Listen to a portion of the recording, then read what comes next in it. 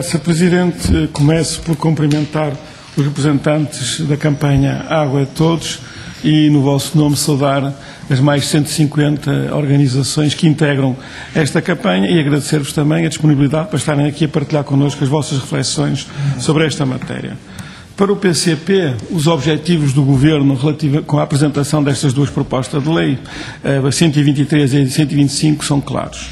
O Governo e a maioria que o suporta apresentaram estas iniciativas, embrulhando-as em bonitas palavras sobre a melhoria dos serviços, sobre a sustentabilidade destes serviços para as gerações futuras, mas o objetivo central, não temos qualquer dúvida, é preparar o caminho para a total privatização destes serviços, entregando a sua gestão e exploração a entidades privadas. Com a proposta de lei 123, remove o último obstáculo que existia ao controle dos sistemas multimunicipais por parte das entidades privadas e com a proposta 125 o que pretende é garantir que existe uma entidade reguladora dita independente que irá garantir que há uma recuperação integral de custos e que as entidades privadas que venham a gerir estes sistemas obtenham lucros que elas consideram adequados para este serviço.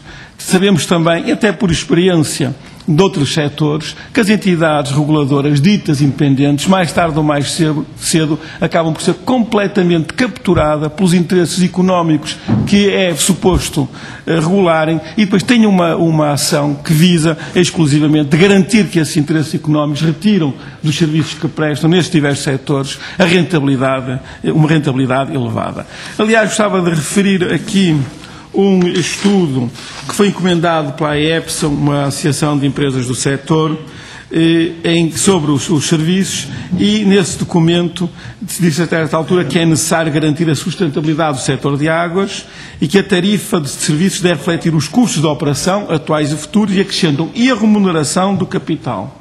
Ou seja, claramente o que se pretende é que os consumidores paguem não só integralmente os custos dos serviços de água e saneamento, como também paguem a remuneração dos investimentos ou do capital dos acionistas privados.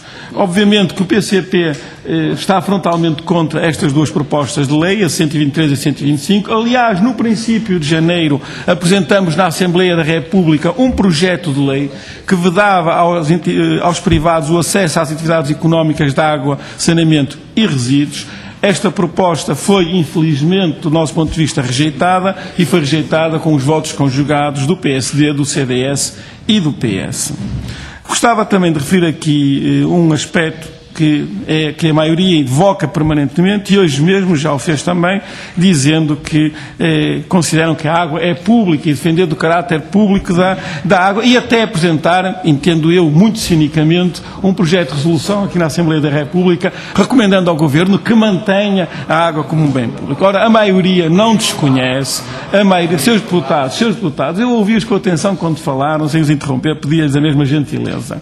A maioria não desconhece que os portugueses acedem à água através dos serviços de água. Não vão de cântaro à cabeça buscar água ao ribeiro. A maioria não desconhece que os portugueses acedem aos serviços de saneamento através desses serviços. Não usam a maneira medieval de se livrarem das águas, atirando-as pela janela e gritando a água vai. E, portanto, quando se privatizam os serviços de água e saneamento, através dos quais os portugueses têm acesso à água e ao saneamento, e que se entrega o controle destes serviços aos privados, na prática estamos a entregar aos privados o controle da água e do saneamento.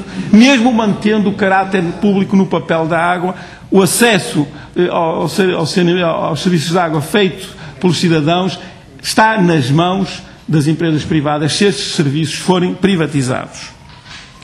Ora, de 1976 a 93, como todos sabemos, os serviços de água e resíduos foram uma responsabilidade exclusiva da administração local do Estado, sendo a sua gestão controlada por órgãos democraticamente eleitos e orientada para a prestação de um serviço público. Infelizmente, do nosso ponto de vista, a partir dessa altura, nos últimos 20 anos, pela mão de sucessivos governos, quer do PSD, CDS, quer também do PS, foram gradualmente abertas as portas à privatização do setor, nomeadamente em baixa, mas também agora em alta. E obviamente que nós rejeitamos este caminho, entendemos que a água não é um negócio e não pode ser gerido como um negócio. Ainda ontem, o Sr. Presidente do Conselho de Administração da EDP mostrou-se horrorizado nesta Comissão pelo facto dos serviços de água e saneamento que ele gera haver uma diferença negativa entre os proveitos e os custos. Ou seja, não havia uma recuperação integral dos custos e ele considerava isto,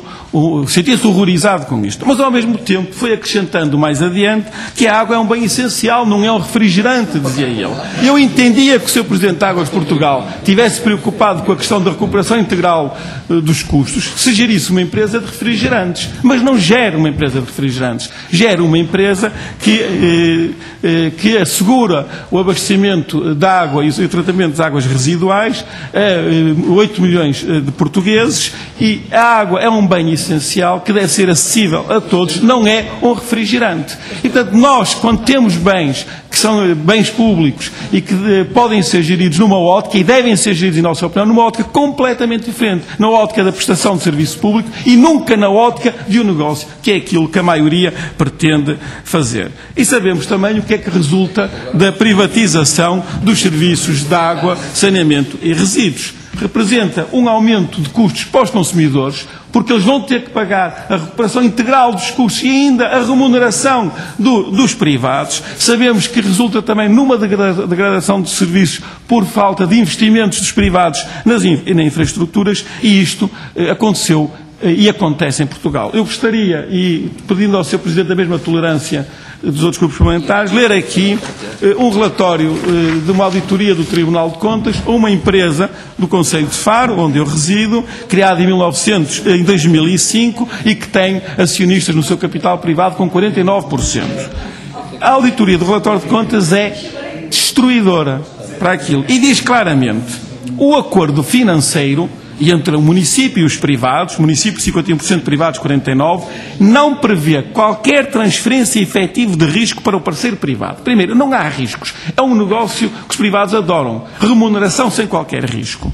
Na medida em que a rendibilidade do projeto está, em última instância, sempre garantida por via do esforço ou do parceiro público, neste caso a Câmara Municipal, ou dos consumidores, os utentes, ou de ambos, concretizado pela alteração de tarifário, pela alteração do prazo da parceria, pela atribuição de compensação direta pelo acionista município de Faro ou da conjugação de qualquer das soluções referidas. Isto é ali textualmente o que diz o relatório do Tribunal de Contas. Ainda acrescenta que, usando expedientes, e a palavra expedientes foi utilizada no relatório do Tribunal de Contas, o acionista privado conseguiu obter uma remuneração, uma taxa de rentabilidade interna de 14,9%. Paga, obviamente, pelo aumento brutal das faturas. E eu estou a falar com conhecimento de causa, porque resido nesse Conselho, e por despesas feitas pelo município na remuneração desse acionista privado. É isto que acontece por todo o país. E gostava de lhes pedir se poderiam também, eu referi este caso de Faro, não é um caso isolado, referir outras situações no país em que este negócio, em que a água foi transformada num negócio para os privados, no sentido de assegurar elevadas taxas de rentabilidade à custa do Estado, dos municípios e à custa dos consumidores. E sabemos também, pela experiência de outros países que iniciaram processos de privatização há mais tempo e os concretizaram, como por exemplo em Paris, em que há 27 anos os serviços foram privatizados. Sabemos que houve um aumento brutal de custos, por exemplo em Paris 260% de aumento de custo para os consumidores. Sabemos que houve uma degradação da qualidade dos serviços e que ao fim de 25 anos os serviços foram remunicipalizados, com consequência imediata a redução de preços para os consumidores e retoma dos investimentos para aumentar a qualidade do serviço. E gostava também de despedir se poderiam comentar sobre outras experiências noutros países. Muito obrigado, Sr. Presidente, e agradeço a tolerância.